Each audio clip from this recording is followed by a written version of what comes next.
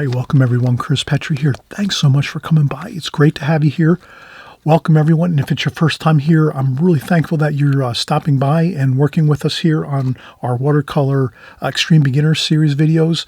This is for actually people, artists. We're fellow artists here. If you're just beginning, this is the perfect video. You're at the right place at the right time. Extreme Beginners videos are really when you're just starting out. You need some really good tutorials that can kind of walk you through the process and the methods and the techniques of watercolor, give you the fundamentals. You don't need to learn all about the details all up front, all the fine details of watercolor in the beginning. You just need the fundamentals, and that's what we're going to cover here, the fundamentals. And we're also going to cover a few extra things too you can put to use for your watercolors. And let's get started. So again, we're just going to go over how to use plastic film, which is called Duralar. I'll cover everything. I will, in just a few seconds, I'll give you the name of the actual plastic film that we use. But you take this film, you make a crosshair, you put it on your subject matter. So here we're using our iPhone. I'm using my iPhone to create a painting. We're going to use, you can use your laptop, you can use your home computer, you can use a TV set, you can use anything you want, pictures, photographs, whatever it is. You take your crosshairs, you tape it down to your phone. You have your crosshairs like so. Then you draw those same crosshairs on your paper, on your watercolor paper, and then you draw and paint with this in mind, and you become much more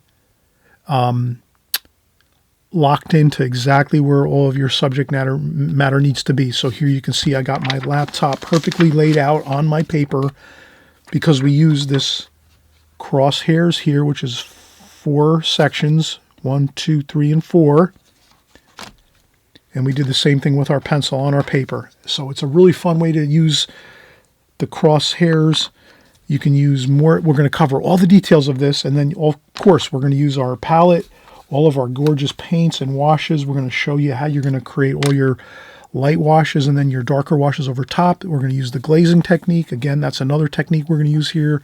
You're going to learn all about the glazing technique in this video. So you're going to learn myriads of information here. I'm hoping you'll stick with us here. Have fun, join along, and we'll get started with the first part of our video, which covers the technique of using plastic Duralar film to create some hatching so that you can actually transfer that onto your paper and get your composition just the way you want it on your paper. Okay, we'll be right back. All right, so we're going to continue on here. We just saw the finished painting. And we just talked a little bit about our method and techniques we're going to use in this video. Something a little different. I like to mention that you can always find ways to make your paintings and your drawings more simple to get onto your paper and paint. So this is what I'm hoping. I've covered this before, I think maybe once or twice, even maybe 3 or 4 times on my channel over the last 5 years. I've probably did this type of method and technique numerous times, but not that many times. I don't do it all the time. It's a little more time consuming, but it really is tremendously helpful. So I'm hoping you will try this. Many of you, I think, should say some of you have tried this, and you probably already are using this now in your work and your drawings and your paintings, and I'm really happy that you're doing that. But for some of you that might not have tried this yet, I'm hoping you're going to try it. And this is an Extreme Beginners video too, so I don't think I've ever worked with this method with the Extreme Beginners videos series. So let's try it out. I think you're really going to have good success with this. So basically the fundamental idea here is using plastic film, which is called Duralar. It's basically a very, very a decent thickness film. It's almost like the plastic that's on packaging that you purchase when you're buying products or maybe baked goods. Sometimes there'll be a baked goods box where it has like a box, and then it has like a window, a clear plastic film window where you can see the baked goods in there, cookies, treats and cupcakes and cakes and things like that. So that's what this is. It's basically the same type of plastic, except this is called Duralar, in case you want to pick something up like this. It's really good. It's called Duralar, and it's 0.004 film or sheets of plastic, and they come in like a pad or a pad of sheets of clear plastic. And they're you can get all different sizes. I have a 14 by 17 pad of Duralar. You can buy them very large if you want to do a larger painting, bigger than 14 inches by 17 inches, and you want to use a plastic film for your creative processes as you're working with your artwork. That's great. So I'm just going to kind of cover something that you can do with Duralar. It's really great. You can use, it's a lot of uses. You can apply it in all kinds of different ways. If you have it with you and you're using it and you try it out with this type of exercise, I think you'll find more ways to use it. There's a lot of different ways to use it. I use it in a lot of different ways. I won't cover all those right now. I'll just cover what we're doing on this video on how I use it. But basically, again, it's Duralar. That's the brand. You can probably find other things like this, but it's 0.004 thickness. That's the plastic, the film.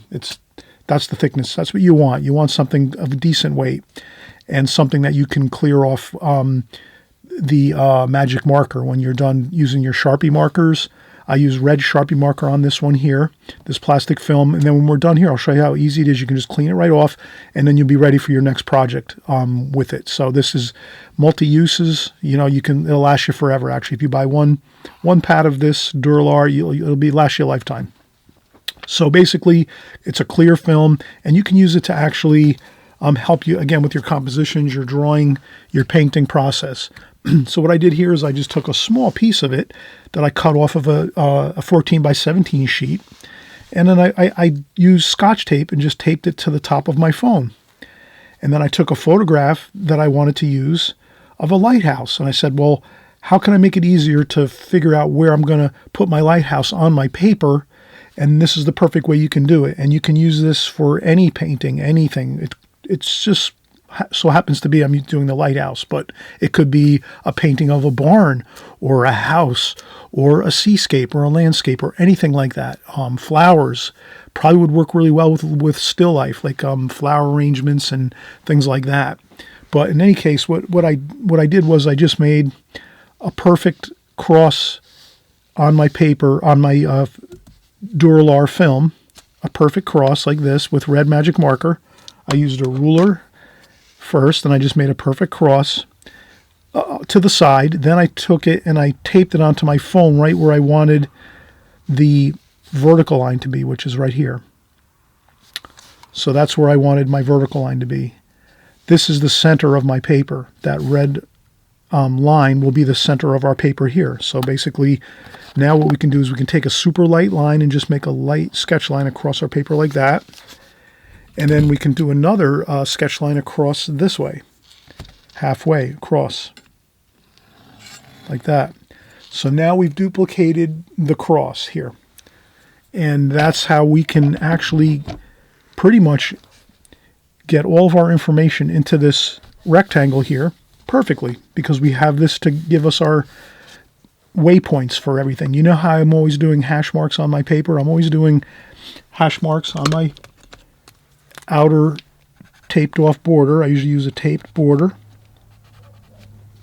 like that, so you can see I'm doing my crosshairs here like this, just like that. Now when you do that light pencil line across here, I didn't do it dark because I really don't need to. You can kind of get the idea that I'm just using a light pencil line and just doing a cross right across the whole rectangle. Now what I did is I took that same principle and said, all right, now I'm going to do the crosshairs here, same thing, except I want my lighthouse to be just to the left of the center of the painting. So I don't want my lighthouse exactly center of the painting. I want it to the left, just a touch. And that's how you achieve that. You make an exact perfect center line here like this. Then you do the same thing on your painting. And then now you can use this crosshairs here, your cross-hatching, to get all the other information.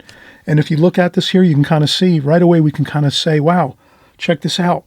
We got the lighthouse here that sits right on the left side of this line here. And then look at our rocks.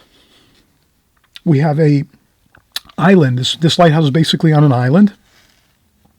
And those rocks that the lighthouse is sitting on top of, the island basically, it's sitting right in the bottom of that island, is right in the center of this, let's say, square.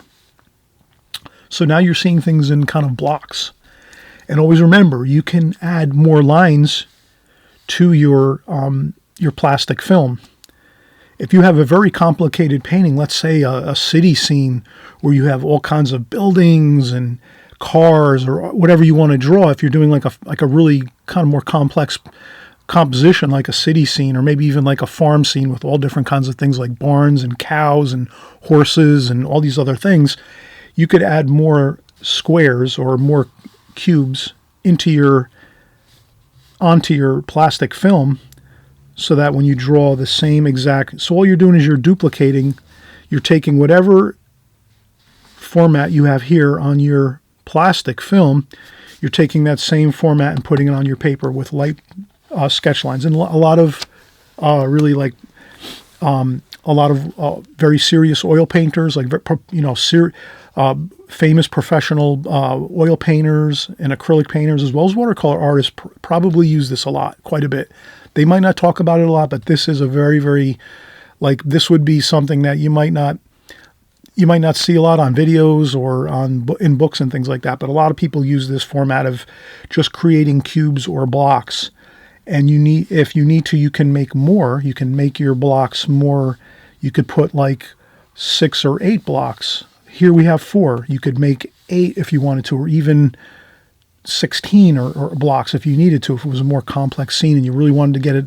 But you can kind of see how just by doing these 4 cubes or these 4 squares, we already can locate our drawing. So I'm going to do my drawing. I'm not going to take forever to do this. Let's just do the basic idea is showing you the cubes and how you can actually use these squares to get a more precise drawing when you're doing your drawings. Because I know a lot of times I still struggle sometimes when I'm drawing, and when I first started watercolor, I definitely struggled a lot with drawing skills and laying out things and getting things accurate. So I think, again, this will go a long way for you. So let's start. Again, we said, all right, the lighthouse is going to be on this side of this plumb line here, which is this line here. And then we said that the island, this rock, all these rocks in this island formation here, that's centered on these bottom 2 squares or cubes, let's call them. So let's try it out. Now let's get our lighthouse going. And then we could say, all right, our rocks are about halfway like this. I apologize for the barking dog. It sounds like something is perturbing the dog next door, my neighbor's dog. It might be like another animal that's out, like a cat or another dog. And they're just along the fence there. Everything's fenced in over here by my house, by the neighbors. So it must be taunting the dog next door. He's usually very mellow and doesn't bark at all. Once in a while he barks. Now he's barking incessantly, which I think something is perturbing him. But I know you have pets, many of you, and you probably deal with this all the time. So in any case, here we're doing our rock island. We're going to try to focus and forget about the barking. And then the island comes across here like so, like that. Pretty good. And then we have the reflection of the lighthouse here. And then over here, we can see that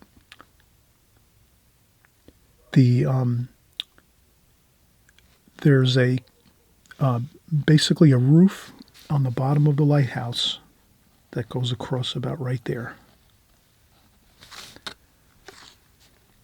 So we can put that roof in because we see it's right there. We could kind of put that roof in like that. Like that. And then the lighthouse starts about right on that center line, that red line there that we drew in on our plastic film. And then the lighthouse has got a little bit of a lean to it. Let's not worry about that. It kind of looks good. If it's leaning a little bit, I don't think it would look great if it's perfectly straight. And that's about where the lighthouse stops. The lighthouse here, where the catwalk is up here, where there's a steel platform that wraps around the whole lighthouse, that's about halfway up. So right away, we're starting to see that you can use your, again, your squares and your lines to help you. So you would say, okay, wow, halfway up this cube here, so the top left cube right here, like this top left cube, halfway up that cube is where that catwalk right there, that steel platform that goes around the top of the lighthouse, that's where that starts, about halfway up. So here's about halfway point, and then you can just go across and get the catwalk in there like that. And then this is the other side of the lighthouse that goes up on a sort of a conical shape. It's not quite. I'll just erase a little bit. I'll slim the lighthouse down. Maybe I'll go over here and then slim this down a little bit too. So yeah, let's do that. Let's kind of like that. That's much better. I guess what I'm saying is the lighthouse definitely has like a, the lighthouse has pitch, angle going upwards like this, almost like it's like a cylinder basically. So you can imagine this is sort of like a you could envision this as like a thimble. This could be like a thimble, that kind of shape. It's like a cylinder shape, a thimble, or like a tube of paper, like a paper towel tube. It's basically a tube shape, a round spherical tube, and it's going up like this, but it's also tapering in just a little bit, not quite straight like a tube would be, like for a paper towel tube, but in like this. So we just account for that. A little bit of tapering, not much though, just a little bit, and then you have that. Then we have the catwalk, and that just juts out a little bit like so, like that. And then sometimes you erase a little bit just as you're working. So we erase a little bit here. And then we just make the railings going around the top of the catwalk here. Those are the railings, and then it steps in the lighthouse here for the actual light itself. There's the top of the lighthouse, and that's kind of steps in a little bit. You can kind of see it goes in a little bit on each side. You kind of have to feel that out, see how, take your time with it, kind of look and say, oh, what does that look like? Well, it looks like about maybe a little bit more than a third of the top of the lighthouse. So if this is thirds, it's a little bit larger than a third. So you might have like a quarter, and then 1/2 thickness here. So you're kind of stepping in about a quarter of the way on each side, and then you have another halfway for the center of this. And then we'll do we have another catwalk up here around where the light is itself, the actual glass and the light of the lighthouse. And then there's an oval up there, so you can make an oval for the underside of the top cone of the roof, like that. And then there's an antenna up at the top. And then there's maybe a lightning rod up here, like that. And then there's the light in the center of the lighthouse, like that.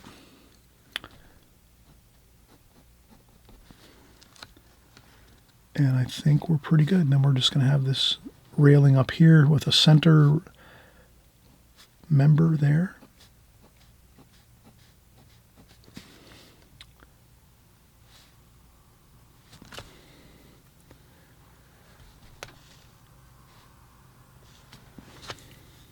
So I'm just doing my railings, a little bit of detail to the railings.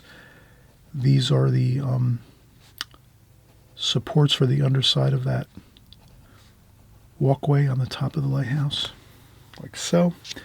And then there's the same thing up here. There's smaller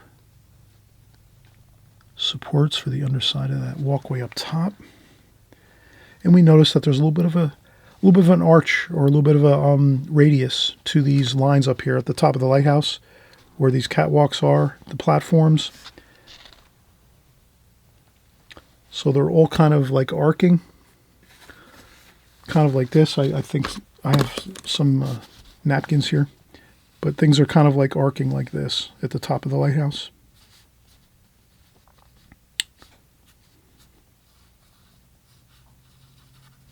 like this. Things are kind of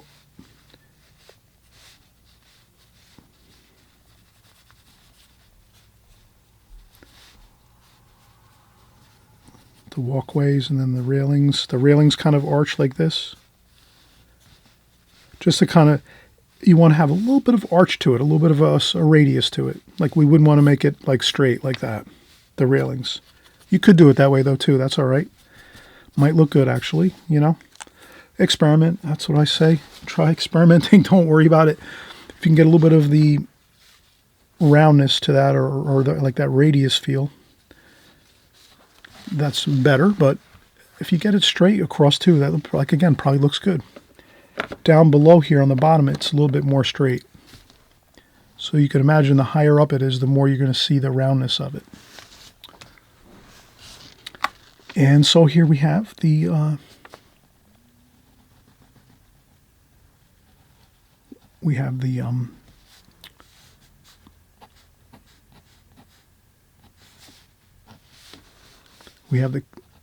roof that goes around the lighthouse and the railings. And there's the doorway for the lighthouse over here, like that. We're not going to get too much detail going here. We just might make a quick little few. There might be a hoist over here for boats. So we'll just make a hoist over here like that.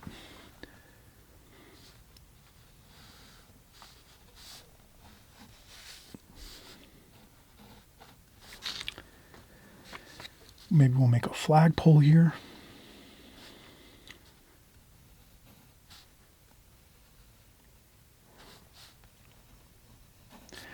And you can kind of see I'm using my lines. There's the red line. I did my flagpole up here and then the flag over here. Just like that. The hoist for the boats over here. Same thing there. So you can kind of see we're using our crosshairs here to kind of get everything all laid out. And we've done it. We've actually gotten our drawing really, really accurate to what our photograph is, or your painting. You might be working from a painting from another book, or you might be using a photograph from the internet, or you might be using another something from a TV show, and you hit pause, and then you take your you take your picture of it. You can take pictures off your TV. I don't know if anyone remembers me saying that. I did say that a few times maybe, but I do this. If you take pictures, you can take pictures from your TV set with your phone if you'd like to. That really works well. Or again, you can do screenshots or screen captures from your laptops. If you find pictures on the internet and you want to use your laptop, if you don't know how to do a screen capture or a screenshot on your laptop, just look it up online on YouTube. Just type into YouTube how to do a screenshot, and you can find out how to do that for your laptop or your phone. And you can save your picture. And then once you save your picture, again, you're just taking your plastic acetate or your plastic Duralar film, putting it over the top, taping it down with some Scotch tape on your picture or your phone or your computer screen, whatever you have that you're working from, and then you just draw your hash marks. We drew our hash mark perfectly centered, crosshairs, equal distance, halfway across, halfway down, or halfway up, we could call that. And then from there, we wanted to make our lighthouse to the left of the halfway point vertically. So there we captured that. Perfect. We have the lighthouse just to the left of center in our rectangle. We captured our rocky island here by easily just looking at this and saying, hey, oh, wow, look at that. The island here with all the rocks is right in the center of this square down here on the right side. There we have it. And then this over here too is all in the center over here. And then our flagpole, that comes up, and the flag is resting right on the vertical line, horizontal line we drew across here, this red line across here. So we have that. So if you can just imagine, you're just taking the information you're looking at here, and you're able to set it perfectly right in place on your rectangle, on your paper, so that it all fits perfectly right inside your rectangle, so you don't have to worry about starting your lighthouse, drawing it, and next thing you know, your lighthouse is running off the paper. That won't happen if you're using this type of method. This can really, again, help a lot. And I'm hoping you're going to let me know in the comments section. Please let me know if this makes sense to you. If you need more ideas on this, we can do more videos like this. Give me a thumbs up. Let me know in the comment section. And also, too, again, let me know if you've tried this in the past and said, yeah, tell me, say, Chris, oh, yeah, I did this a year ago when you showed this video about it, and I did it, and it works great. You know, give me some feedback. Let all the people in the comment section know how it worked for you. Many people look at the comments in the comment section, and it'll help them, too, a lot. You know, we're all here to help each other as artists. Let's do it. Let's work together, help each other out. And again, if you have valuable experience with this, where you've been doing this for a while, or you've been using it a long time, whatever, it's great. You can let us know in the comment section. And let's get started with the painting, though, because we're ready to paint, basically. We have all the information here now on our paper, and now we're ready to go in and paint. And we feel much more confident about our painting now, because we know we're going to go in. We created our drawing with a really good scale and a really good design, where we were following something that we could really trust in. We can trust this format of using crosshairs, and we can do more grid. This is like a grid, basically. So we can add more lines to this grid if we need to, if it's a more complex painting. Does that make sense? So if there's a lot more things in your painting and you need to have more lines, you would just add to your grid, add more lines to it. The only thing is, you're always going to draw the same grid that you have on your plastic, and over the top of your subject matter, your painting, you're going to do that same grid the same way on your paper. So you're going to follow what's here and transfer it down here. So basically, it's a matter of transferring what you're seeing here down onto your paper. And again, you're transferring your lines first and foremost the same way onto your paper, the way you want it to rest on your paper, if that makes sense. So, but you have to try it out a few times, get used to it, but it'll all make sense to you once you start using it and trying it out. But the simplest way is to try it out with the crosshairs, just the two lines, vertical line, horizontal line, right down the center. Then from there, you try that first, then you can adjust the lines. You can make the lines anywhere you want, actually. But the main thing is you're following what's up here and then transferring it down here, and you're using these lines to locate all the information down here. So you're saying, where is that lighthouse? Oh, I see. This lighthouse is actually right to the left of this first line that we put down here like this. And then we say, bam, there it is. And then, oh, I see. This island here that the lighthouse is sitting on. Oh, I get it. That island is right in the center of these two bottom squares. And then we put the island right on these two bottom squares in the center of those squares this way. And that's how it works. Okay, well, let's start painting in just a second.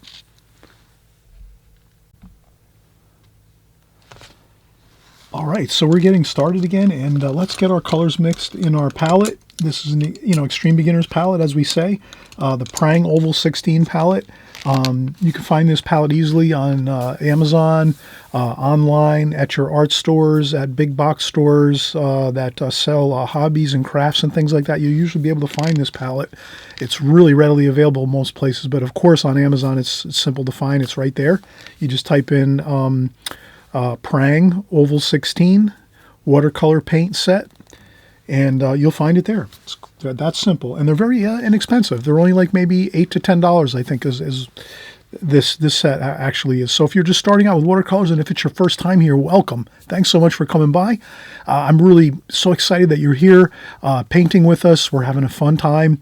We're learning about the basics and fundamentals of watercolor. Each time I create a video, I always try to incorporate the basics and fundamentals of watercolor, but then also bring in some added details and information too. For those of you that have been working along with us, especially on the Extreme Beginner series, I always try to put in more information in all my videos, especially the fundamentals I cover, but then I also go into more of the complex things so that you can keep gaining more information and knowledge, because that's what you need. You need knowledge. Knowledge is power, and you're going to have much better watercolors if you're learning, watching, joining along week after week with us here. So keep and stay tuned. If you want to hit the subscribe button below on the right-hand side, you hit subscribe.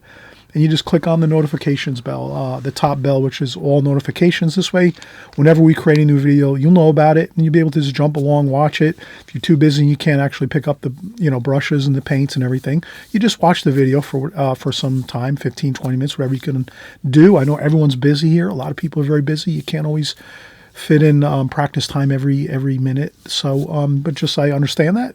You just learn as much as you can, absorb, be like a sponge, absorb as much as you can. The more you're watching, the more you're learning. You're hearing the words, the terms, you're seeing the techniques, as we paint along here. So we'll get started. Again, the first thing we'll do is we'll just, to make our life easy, we're going to just kind of try to get our colors mixed in our palette first ahead of time so that we're not scratching our heads saying to ourselves, oh, what color do I kind of find next on my palette? Well, let's kind of navigate around that idea and just say, let's get all the colors we need right away, right in the beginning, onto our palette. And then when we go in and start painting, we have our colors all worked out and it's all there. And then you don't have to worry too much.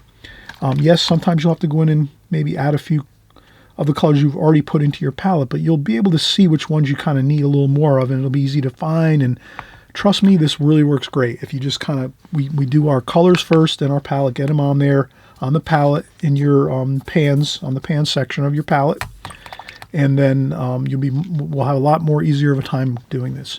So the first thing I'm going to do is, all right, let's do this the glazing technique style. We talk about this all the time on my channel.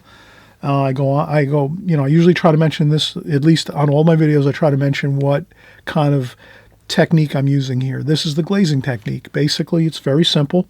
Glazing technique, you're going to do a light wash over the whole painting first with your light washes of color, very, very light washes, and then you let that dry 100%. Then you come back in and you do your darker washes over the top, and you can kind of see how that would be kind of really nice for this type of painting, because you have a lot of light paper here, a lot of white, very, very light washes here.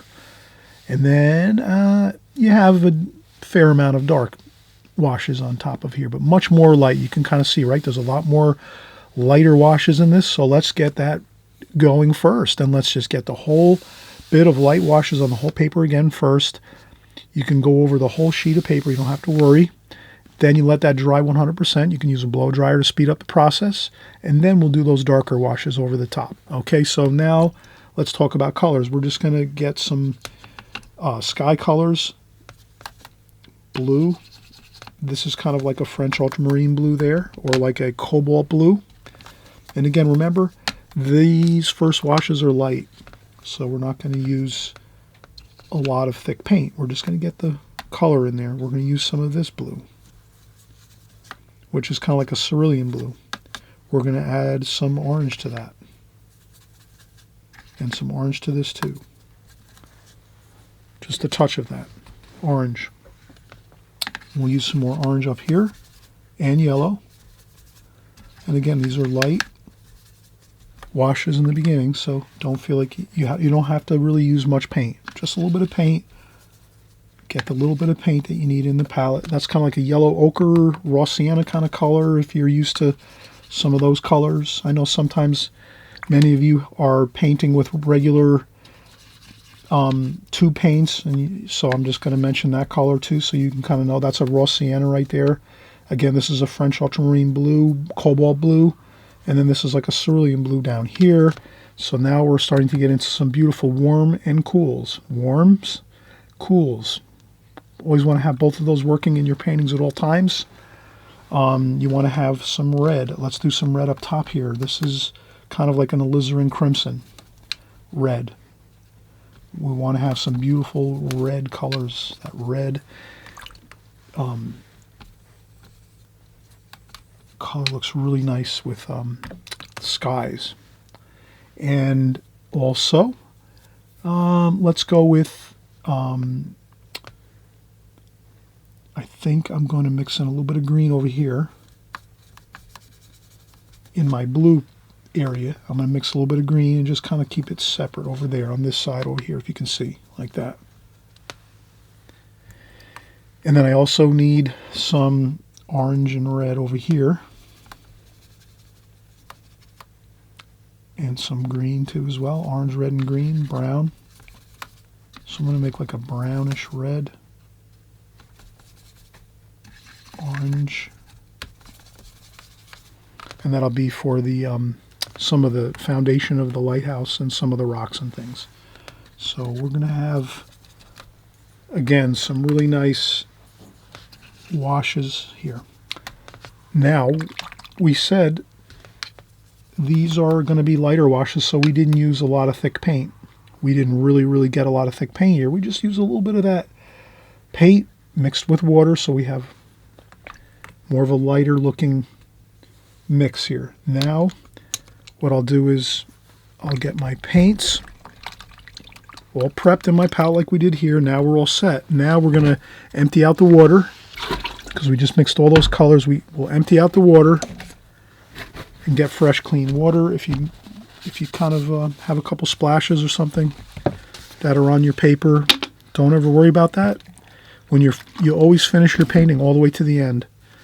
No matter what kind of splashes or smudges you get on your paper, whatever that is, don't worry about it. Right now we can kind of fix this a little bit. Add a little bit of water to these bits of paint we smudged on there. Add some water to it. And then just, that's all you had. That's it. Good enough. Now let's get that fresh, clean water and wet the paper. Dampen the paper. Let's dampen the whole paper up like this. Fresh, clean water on top of the whole paper. Don't drench it too much. Just dampen the paper up. Fresh, clean water, the whole rectangle that we have here. Get it all on top there.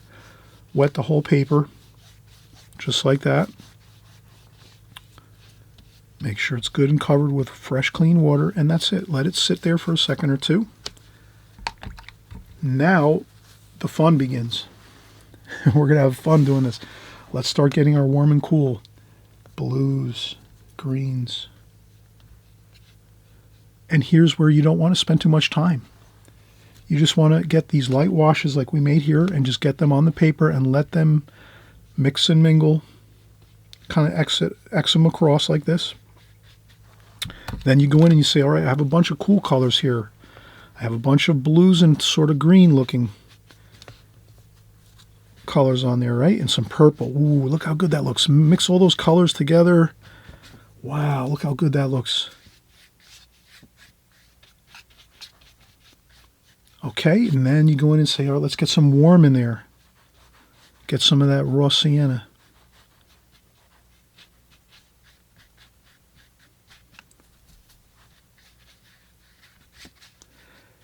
And always remember, this is going to dry really light. It looks a little dark now, a little bit. You know, you're going to see all these colors, but once it kind of dries, it's going to be fine. We'll come up here, we'll get some of that red, alizarin crimson. A little bit of alizarin crimson here and there.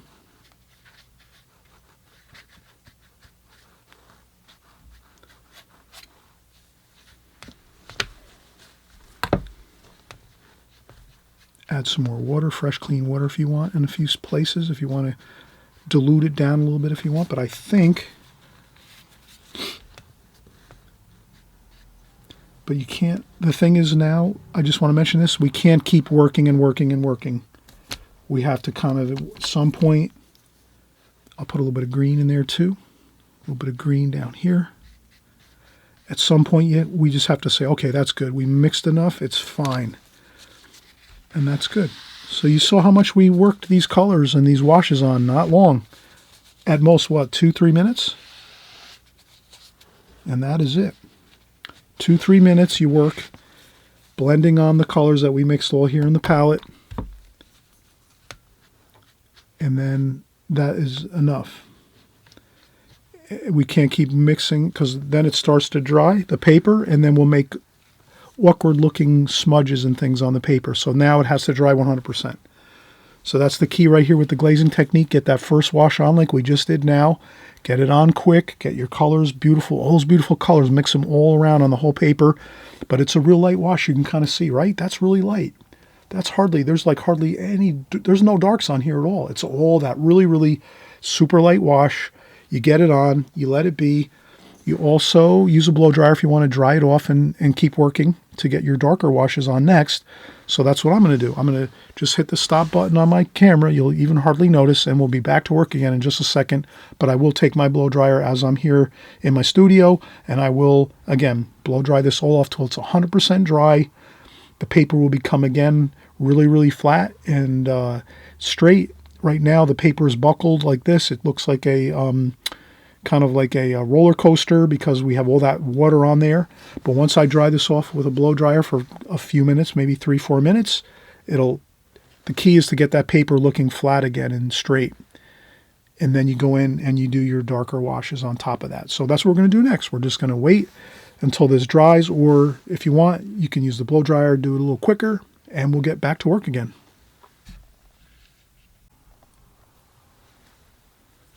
All right, we're getting started again. I used the blow dryer, and I actually got the paper here to pretty much be almost back to where it's perfectly flat. So that's how you kind of know it's dry. You can also, I always touch the paper just a little bit, but usually when it's not looking like that roller coaster, all buckled, you know it's good. It's pretty much good to go. I'll take off the plastic off my phone. So what I wanted to kind of just show is that it's pretty simple to get all the facets of this type of method going and completed, and it's not really too difficult. I think that's going to take your artwork to a whole nother level when you're using some plastic film as Duralar. I use the Duralar brand. There's other things you can probably find online, but it's 0.004 thickness film, clear plastic film. And what's great about this is I just took it off the phone. So now I'll just take my phone. I'll get this back to, there we go. So now we have the Lighthouse back. We just took the plastic film off of the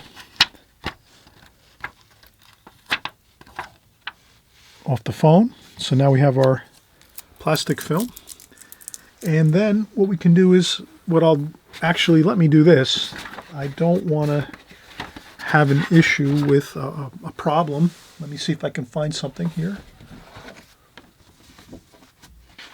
Okay, let me look around a second. I apologize. Temporary. Let me do this. Let's see here what we have.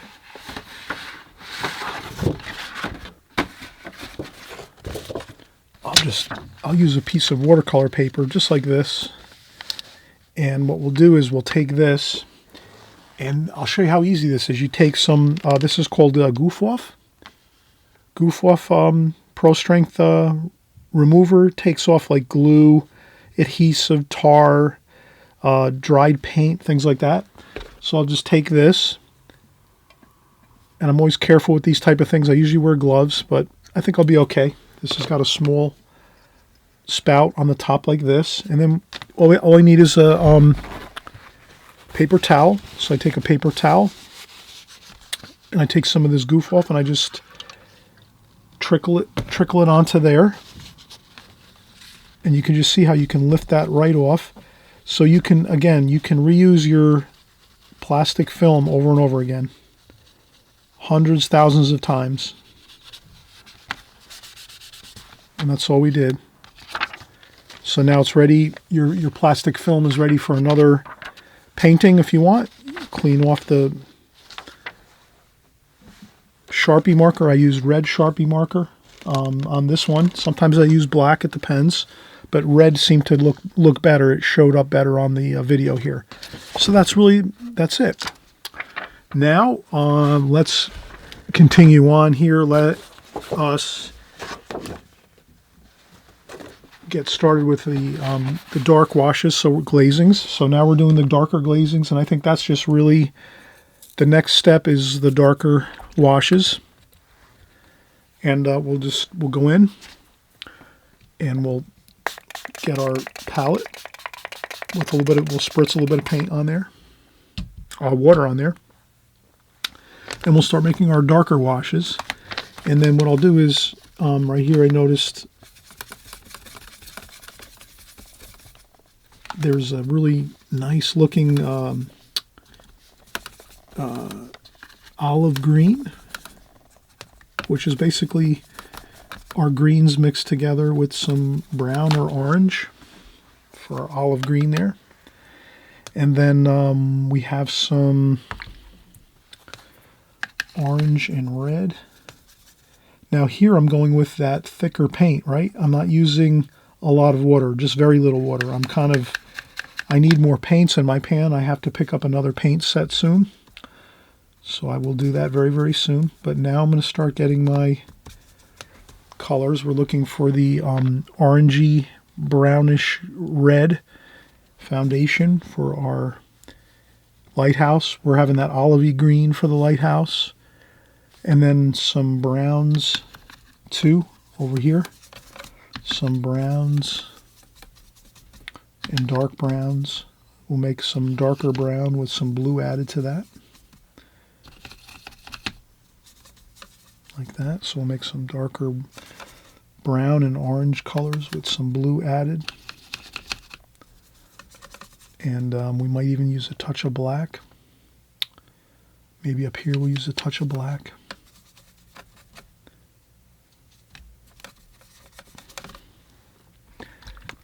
Okay, and then what else do we need? I think we could start with this pretty much. We have a pretty good range of colors here. More brown, maybe some more brown up here. Touch of green in the brown over on that side. So we kind of want to mix things up a little bit. All right, so let's get started. Let's get that olivey green right here, which we said was green and brown, or green and orange, or kind of a little bit of both. And we're painting into the light. I forgot to mention this, but the light is in front of us. So if you can imagine, the light is shining towards us. So we're now looking at the sunlight. The sun itself is behind the clouds, and it's in front of us. So that's why you get that really dark kind of effect with the lighthouse. And I'm going with the green, that olivey green, but it's thick paint. Can you see how that's kind of dark? I'm not using much water. It's mostly paint with a little bit of water. And that's how we get our darker washes now as we go. And I'm just going to work my brush carefully. You know, you could take your brush and maybe just do simple strokes like this, just vertical strokes like this. If you're not used to maybe doing different kinds of fancy brush strokes or what have you, you can just do some just like this.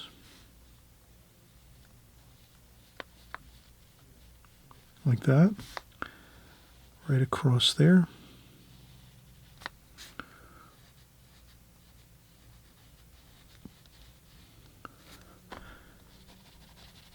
Then we have some of that reddish orange for the base of the, and brown, red, orange, and brown. That's the base of the lighthouse. Kind of blends down into the rocks. And then some more greens and browns and reds for the rocks. Let's not get too bogged down with too much.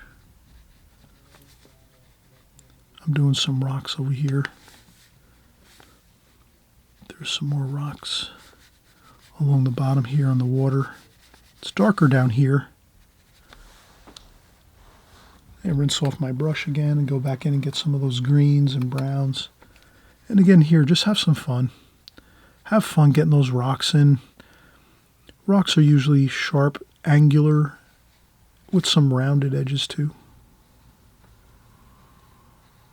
So you can make some round shapes like that, some round shapes, circular, kind of like radius shapes, and then some sharp rock shapes like that, but mostly dark over here.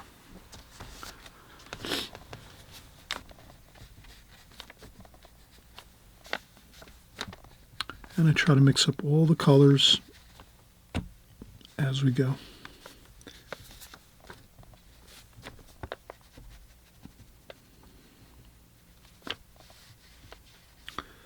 some black. I always like to use that black along here. That looks pretty good along the water edge.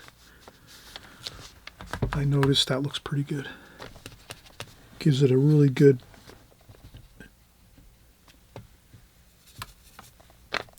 kind of like good strong line along the bottom. Okay, and there's some more rocks over here. All right, so you can kind of see how we have our island now. We did that island pretty well, pretty efficiently. Now we take some of that wash and let's just do this. That's simple. That's the reflection of the lighthouse.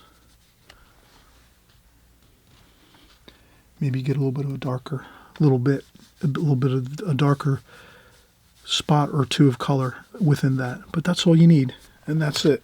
That tells the whole story. And then a little bit of bluish green, too, like this.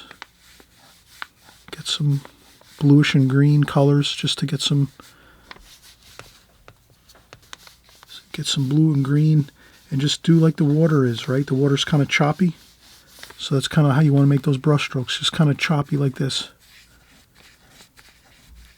Just back and forth like X strokes, basically. Just choppy like the water is, choppy like that. Maybe splash a little bit of water on there too. Splash a little bit of fresh, clean water on there. Oh, the water might be a little bit murky there. No big deal. I'll change out my water now. It's about time. It's good time now. Change the water out. Add some more fresh, clean water. And then we're going to continue on. Okay, we're going to have some darker details, as you can see, with some black paint. At the very end of the painting, we'll do those really fine details of the wrought iron catwalks and railings and the conical top of the lighthouse with that steel cone on the top, and there's an antenna and a lightning rod. And we'll do some more of these rigging, these boat lifts over here on the left. We'll do those with the darker black thick paint, and we'll also introduce maybe a needlepoint brush, which has that really fine point. Can you see that really fine point that our needlepoint brush has? So I always like to use the needlepoint brush in my paintings toward the end when I'm doing my very fine details. If I have those details in my painting, like flower paintings or landscape paintings have lots of details. So this needlepoint brush, I use it all the time. So we'll use that toward the end when we're doing our, again, more finer details here in this painting. But still, let's keep working. So we have, I think the most, let's see what we have. We have this distant shoreline back here. Can you see that? I put that in with my pencil line here. That's a distant shoreline back there. And we don't see it over here. So that's okay, so we don't have to worry. We have a distant shoreline over here, and we have some land here. So there's some hills here, some green grass, and then we even have some purple type mountains and things in the back, some actual hills, some purple hills, which are in the far distance. And that really makes this painting beautiful.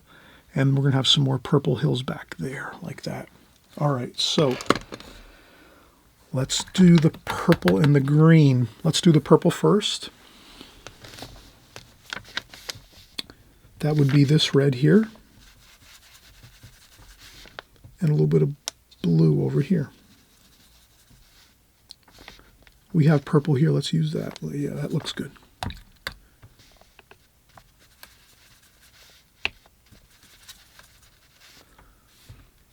Okay, let's get that in. Look how good that looks.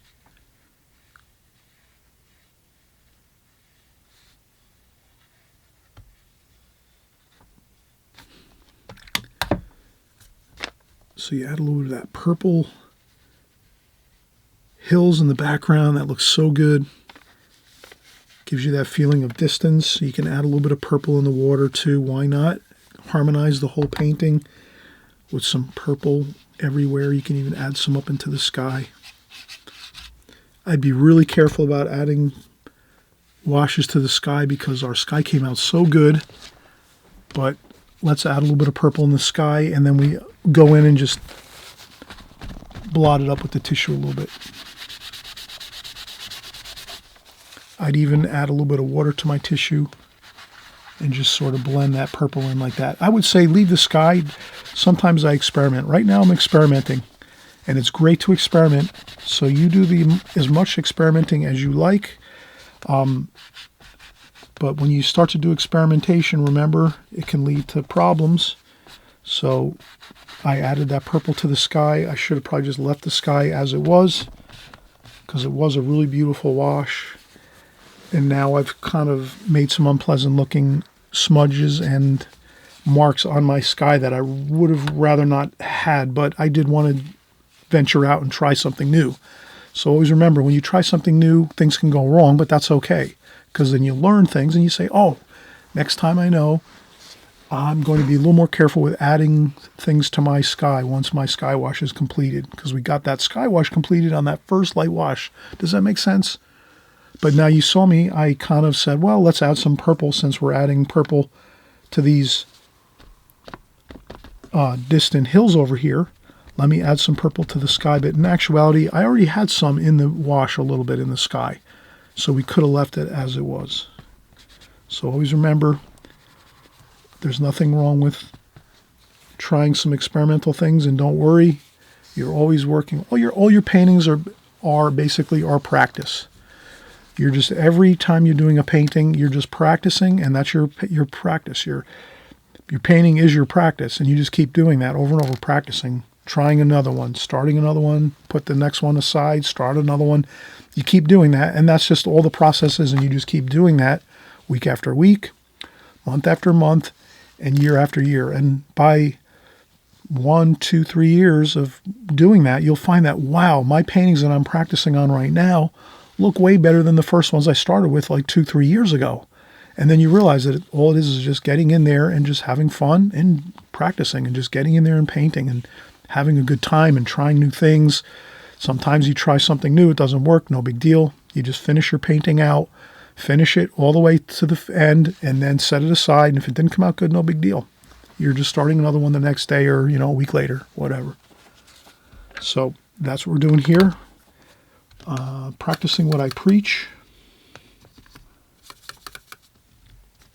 And then I'm going to add some green here, over here on this side, like that. And that's sort of like the green distant hill over here. It kind of looks nice. It's got some of that green and brown in there. I'll add a little bit of brown mix in that green, just to give it a little, kind of a more mellow look to the green. Give it a little bit of trees and things on there by just kind of making some, up, kind of like those little lines there on the top.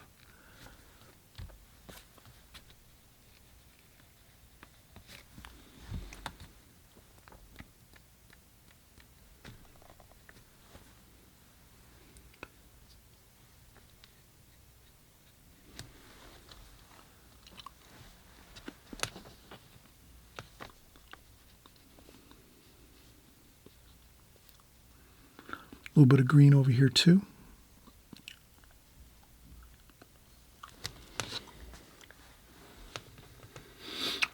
All right.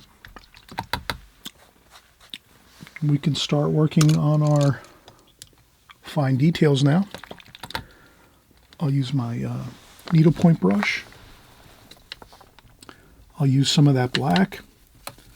But what I want to do is when I use that black color, I want to, not make it as, I'll add a little bit of blue and red to it. Maybe a little bit of orange, blue and red, just to kind of give it some more interesting look. As far as the dark color is dark, it's almost black, but it's not quite fully black because I added those few extra colors, a little bit of orange, a little bit of blue. And this way it's not looking so like, just jet black. We have a little bit of color to it, and there we go. I'm just going to start doing the details here. We have the catwalk over here. And this is all that black wrought iron steel that's at the top of the lighthouse. And I wouldn't worry too much about every detail about it, just kind of get it in there. But not much water at all, it's mostly just paint. And there's some more wrought iron supports that are underneath the catwalks. There we go. And there's the other bit there. And then we're going to do our beautiful conical top.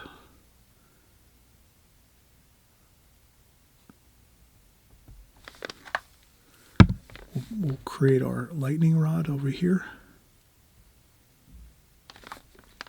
We have an antennae here.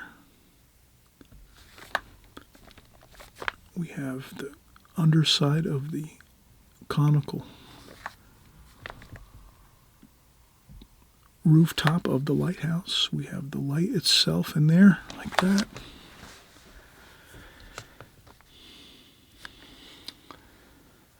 There's a few windows on the lighthouse over here. I'll just put a few windows with some dark paint. We can add a little bit of light paint to these windows if we want. We'll try that. Again, the same thing. Let's get the roof on here. So essentially right now what we're doing is just adding in all those really beautiful dark black wrought iron steel members that are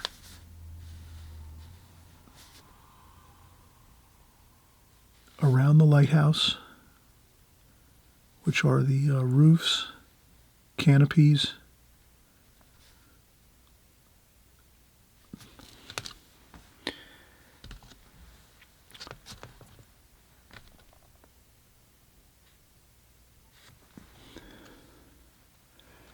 there's a little more.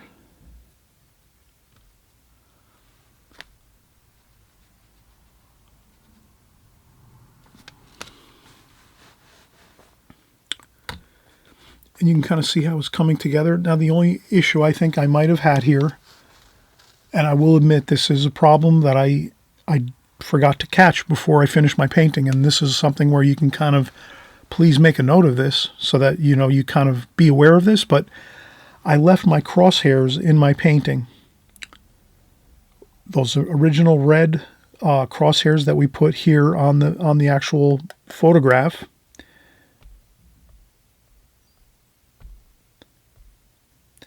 I left them in my painting. So really the best way to go about it is once you have your drawing all completed 100%, then you'd erase those cross lines that we have here, because you wouldn't want to leave those in your painting, obviously. So you do see that it is here in my painting.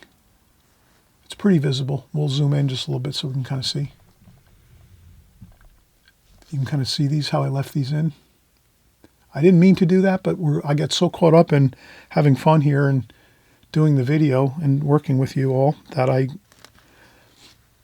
lose track of what I'm doing sometimes. I apologize. So that's kind of what I'm saying is before you start your painting, then you erase that first original crosshair lines that you created. That's all. That'll be a really big help. So, all right, that's just that one tidbit of information that's going to be really good. All right, this here, let's just do our final remaining. This is our hoist for boats and rigging and things. We're going to do our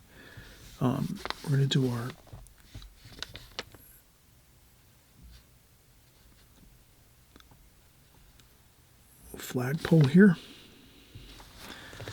And this is really coming along beautifully. Wow, I think we're almost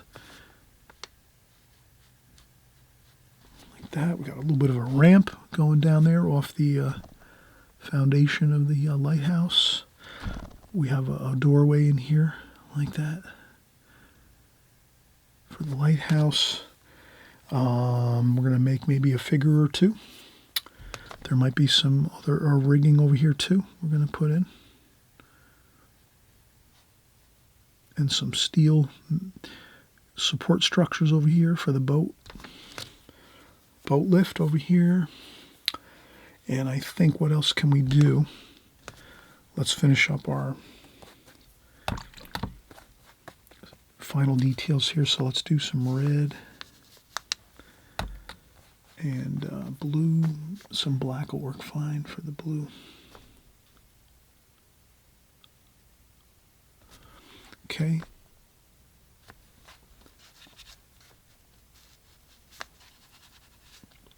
Then we're just going to do our beautiful American flag here. Like that.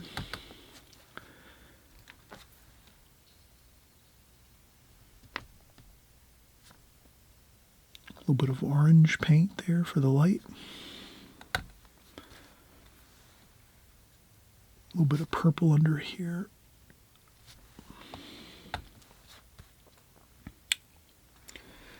And then maybe we'll get some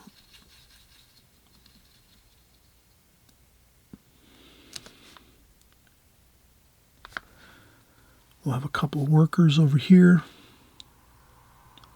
I'll put some yellow rain suits. So we have some sailors and some workers along the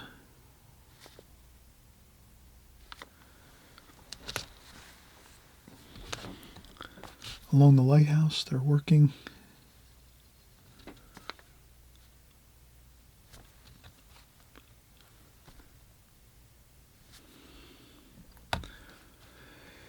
And then what else do we need here? I think, what else do we have?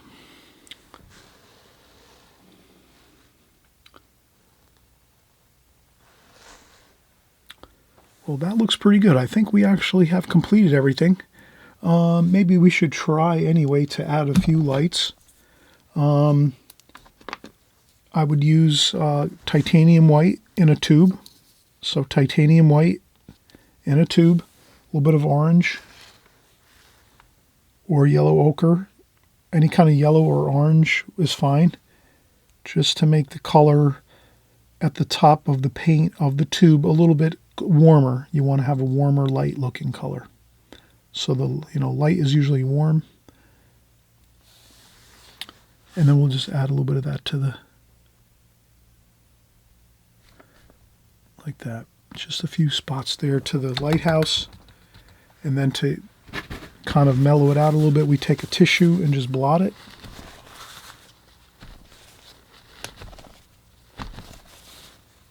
And maybe go back in too and just one more time.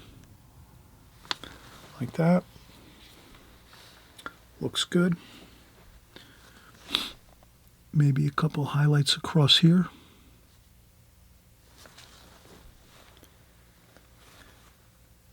Can't hurt to add a few little highlights there on the top of the steel structures. There's a little bit on top there. Maybe on top of the lighthouse, we have a little bit of light there.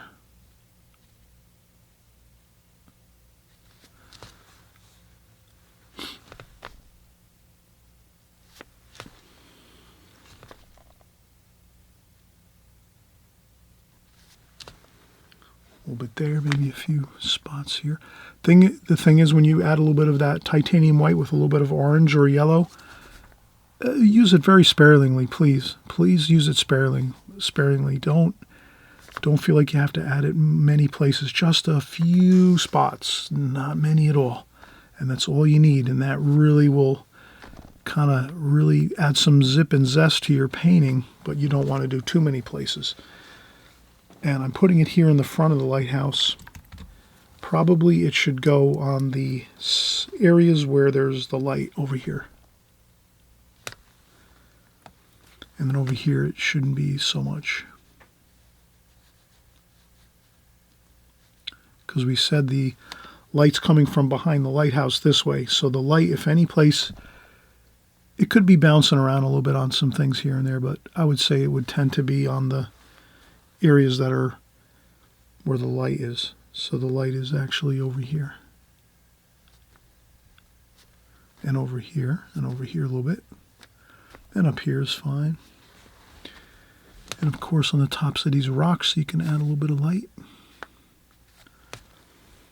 But I think we are complete. We have a beautiful lighthouse completed. We saw how you can use your grid patterns with your plastic film over the top of your subject matter, whether it's a picture from a book. You know, you could, I have a new book out. I'm hoping you're going to check out my new book in the comments section below. In the comments below, you'll see my new book. You can watch and see on YouTube. I have a video. It shows you each page of my new book. I'm hoping you're going to pick up my new book. There's tons of there's literally just, you know, loads of beautiful paintings. You can paint those paintings that I've